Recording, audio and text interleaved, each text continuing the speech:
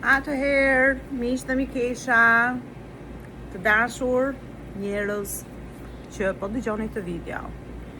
Doja ta bëj këtë video nga një, le të themi, thirrje e re e brendshme, ku është një fakt një lajm i mirë shumë për njerëzimin dhe njerëzit në këtë tokë të së bashku që po jetojmë. Po vjen një kohë shumë e artë për njerëzimin tashmë. Dritat po ndisen, njerëzit janë zgjuar nga gjumi, shpirti po prevalon dhe njerëzit kanë kaluar përmes trekëndshit, nuk e di nëse po e bëj mirë, që është trupi. Ta them në procesin që duhet. Mendja, trupi dhe shpirti.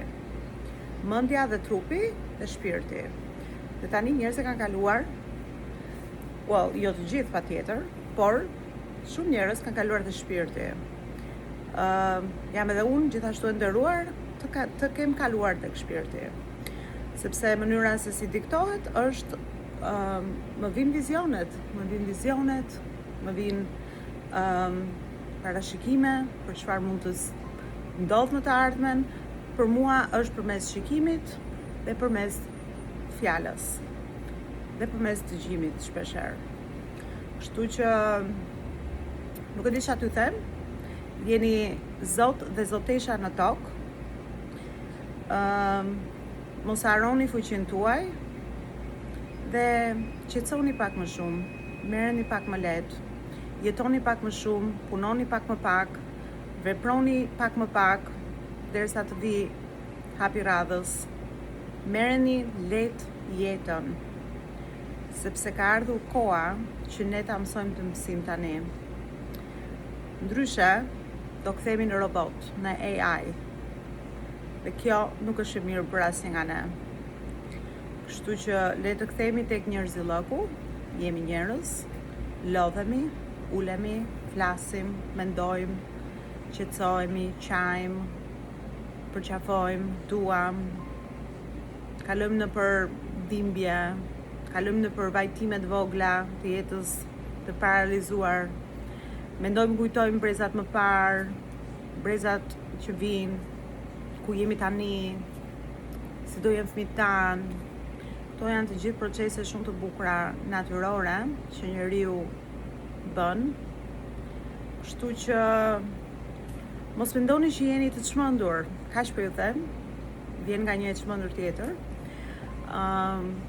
Por do ta shikoni në realitet së shpejti që nuk është menduri, sepse edhe në historinë tonë të popullit tonë të dashur shqiptar, ka pasur gjithmonë njerëz që neve i kemi quajtur njerëz të ndritur, që kanë parashikuar të ardhmen, por thjesht ata kanë bërë proceset me veten e tyre për të arritur tek shpirti, që është niveli më i lartë.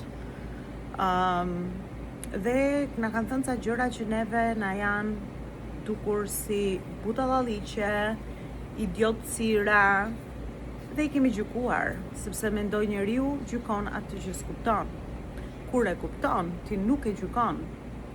Kështu që ju dua shumë, ju jeni njerëzit e mi dhe ju premtoj që çdo gjë që unë do të ndërveproj, le të themi, thirrjet e mia, unë do t'i ndaj të parët me njerëzit e mi, pastaj në anglisht me shtëpinë tjetër time të dytë, që janë njerëzit e New Yorkut, kultura amerikane, ajo që më ka formuar, që më ka dhënë formim, kulturë, dije, mundësi, liri.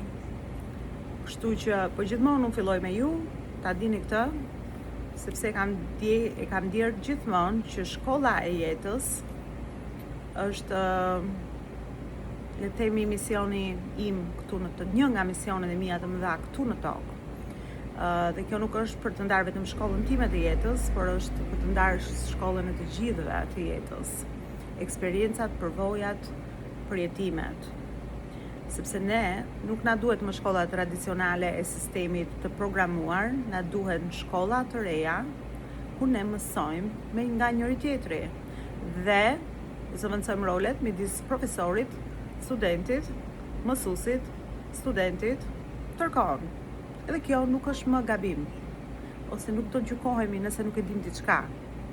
Se kjo është e bukura e gjithsej, që sa më shumë e dim, aq më shumë e kuptojmë që nuk dim. Po ju lë tani se këto videot mund bëhen shumë gjata, unë po fillova të flas, do ndaj dhe më shumë këtu tek Cafe Lounge, tek le të themi shtëpia ime tani e dytë, është bërë shtëpia e dritës, The Lighthouse. Do regjistrojmë më shumë këtu, do flasim më shumë njerëz këtu, do regjistrojmë gjëra të bukura, kështu që më ndiqni për më shumë. Mua!